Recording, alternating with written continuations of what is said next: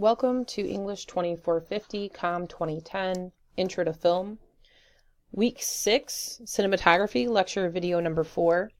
This is the second part of my video on framing. Remember that framing refers to the process by which the director of photography creates and alters the frame around the image, right? So the frame tells us a lot about what the camera is doing, where the camera is located, how it's moving, etc. In this video, I'm going to talk about camera angles, camera level, height, and distance, and also about something that's called mobile framing. So this is when the camera moves, and therefore the frame created by the camera moves as well, right? So let's start with angle, right? Angle refers to how the camera is positioned in relation to the thing being filmed. Is the angle straight on? Is it low? Or is it high? Now, a straight on angle is basically that the camera is positioned in relation to the thing that's being filmed relatively centered, right? So it's looking at it from a kind of a central vantage point. Low and high camera angles are like these two examples here from the film Matilda. So this is a low camera angle, this top picture here. The camera is positioned low and the thing that it is filming is up high. So this is a librarian standing behind the desk, and this is a high angle. This is the opposite shot. So this is what the woman sees when she looks down, which is Matilda, the little girl. So a high angle is when the camera is filming something from up above, and a low angle is when the camera is filming something from down below. So when I say angle, I'm referring to where is the camera in position to the thing being filmed. Is it down low or is it up high? A high angle is filmed from on high. A low angle is filmed from down low. A straight on angle would be kind of right in the middle, right? Right in the middle, looking straight at the thing that's being filmed. Level is specifically, is the camera parallel to the ground or is the camera tilted? Is the camera at a tilt? So sometimes this is referred to as a Dutch angle or a canted angle. And this is basically when you take the camera and you tilt it so that everything being filmed looks like it's being filmed in kind of a wonky tilted fashion. I will show an example of a clip of a canted angle in class on Wednesday. The important thing to remember is with canted or Dutch angles, the camera itself has been tilted. In most situations, the camera is straight or parallel to the ground. If a director or a DP is using a canted or a Dutch angle, it's usually to emphasize that things are very kind of strange or off kilter. Height, which was related back to angle, is in relation to the settings in the figures, and it's common for most films to be shot at approximately eye level, right? So the camera's height and its angle and its level are all basically how the camera is positioned in relation to the thing being filmed. So you could have a film that's positioned low and canted, or high and straight/parallel, eye level and canted. Basically all of these things are the positioning of the camera in relation to the thing being filmed. And I can show more examples of what this looks like in class on Wednesday. Now, another important piece is not just where the camera is in relation to the height of the object, right? It's low and it's looking up, or it's high and it's looking down, or it's eye level, or it's tilted, but how far the camera is away from the thing that is being filmed. The distance, right? The distance between the camera and the object that's being filmed. And this is also referred to as shot size. What is the size of the shot? How far is the camera from the thing being filmed? And typically when we're talking about shot size or camera distance, the thing that's used as a reference point is a human body. If you think about films, the majority of films have at least one human body in them. So it makes sense to use the human body as our unit of measurement when we talk about camera distance.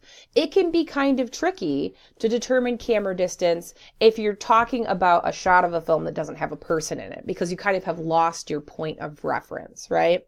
The important thing to remember with shot size is that this terminology varies from director to director, from DP to DP. Not everyone uses the exact same terminology here.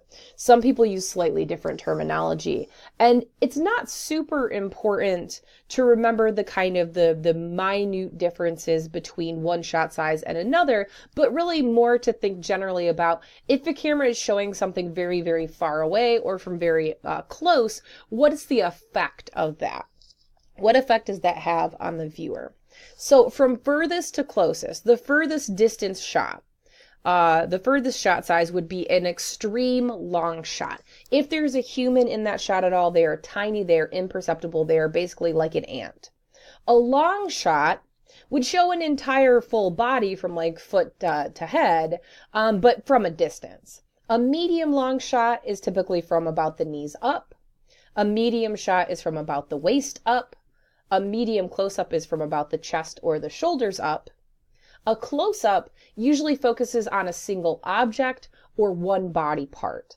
A close-up might just show an actor's hands or their face or a gun or a vase or who knows, right? One single object, one single part of a body. An extreme close-up is just a portion of a face or a magnification on an object. So an extreme close-up might just show a character's eyes, right? A fingernail. A big toe, right? The trigger of a gun, right? The tail of a dog. So you're getting an extreme close view. And I'll show some examples here to show you what this looks like. Okay. So this specifically shows shot sizes using a small kind of dowel to clarify what a shot size looks like. And like I said, the terminology is a little bit different from person to person. So although I'd say extreme long shot, this person would say an extra long shot.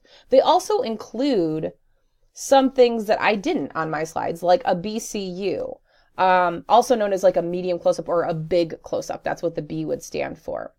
So remember that the terminology varies a little bit from person to person, from DP to DP, but generally shot sizes are organized from the furthest away, where the camera is very far away from the thing being filmed, to the closest, right? The extreme close-up. So this is an extreme long shot, where there is a human figure in the image, but it's very small, right? A long shot shows the entire body, but, you know, still from a distance. A medium long shot is basically from the knees up. A medium shot is from approximately the waist up. A medium close-up is essentially from like the middle of the chest up. The close-up is from the shoulders up. A big close-up is like, you know, what they're referring to as like most of the person's face, right? From like chin to forehead. An extreme close-up is where you just get one kind of small portion. You don't even see the entire face, just the eyes and the nose here, right?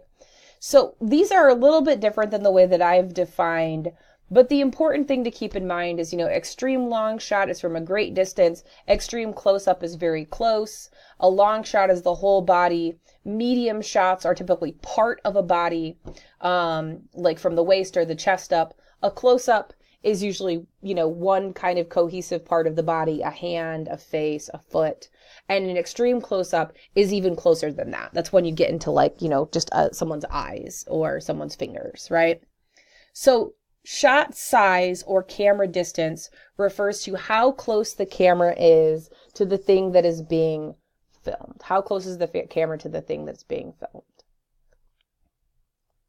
Now, another thing to keep in mind is while all of this is going on, the camera is a certain distance away from the thing being filmed. It's a certain height off of the ground. It's either level or tilted. It might be filming something that's high up or something that's down low. In addition to all of these aspects, the camera can also move, right? Which makes things even more complicated. So ever since the first kind of portable or handheld camera was invented back pretty early in film history, we've been able to pick our cameras up and move around with them. And now that most of us carry smartphones in our pockets with, you know, a camera attached to it, mobile framing is more possible now than ever before. Cameras are getting smaller and more digital and more handheld, so we can move cameras around quite a bit. We also have things like, you know, drones with cameras and GoPros. So mobile framing becomes more and more accessible and more complex the more the technology progresses. Now, mobile framing specifically refers to the movement of the camera, a shift in the camera's angle, its height, its level, and or its distance that occurs during the shot. This isn't when the camera is shut off, it's moved to a new place, it's turned back on. This is when the camera is moving during the shot. We can actually sense that the camera is moving around as we're watching the final product of the film. Mobile framing is one thing about film that is very specific to cinema, right? Mobile framing, because it's motion during the process of the shot, it can't occur in other art forms, right? There's no such thing as mobile framing when it comes to photography or painting, right? The motion of the camera is specific to film. So it's very important within the history and trajectory of film, and it's gotten much more kind of complicated and difficult to explain as cameras have gotten more kind of mobile.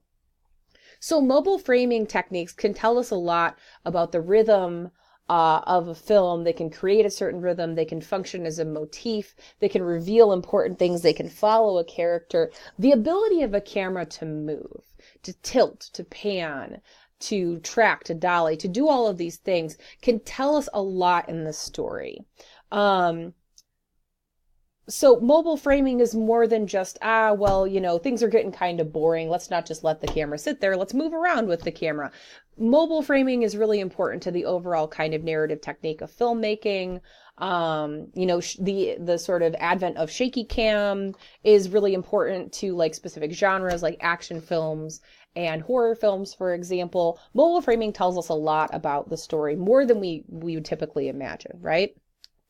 So in terms of types of mobile framing, one of the easiest ways to talk about mobile framing is to just show examples of it. So that's one thing I'll do in class on Wednesdays. I'm going to show some clips and examples so you can identify different types of mobile framing. But for right now, I'm just going to kind of describe them to you. And then on Wednesday, we can look at some specific examples.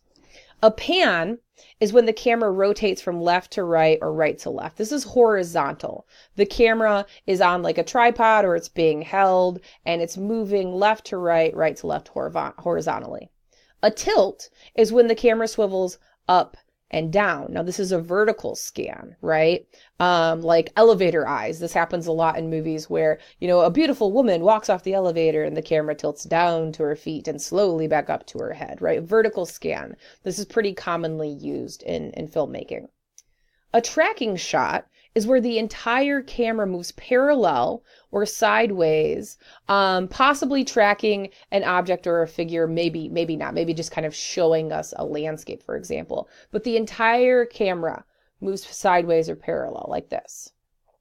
A dolly shot is a little bit different. The camera moves forwards or backwards following an object or figure specifically.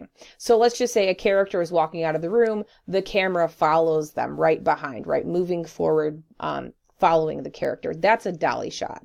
So the difference between dolly and tracking is dolly is moving in and out, tracking is moving side to side. And a crane shot is when the entire camera moves above ground level on a mechanical arm or potentially in like a helicopter, an airplane, or a drone, right? So this is when you have the camera kind of swoop up and over a landscape and show something from a great distance usually. So a crane shot would typically be from a distance, right? So these are all different types of mobile framing. Your camera can tilt left to right, or excuse me, tilt up to down. It can pan left to right. It can follow parallel to something that's moving, like a train, for example. It can dolly in towards a moving object or dolly out away from an object. Or it can be placed on a crane, a mechanical arm, a drone, a helicopter, or an airplane and kind of move up and away and above of the object that's being filmed.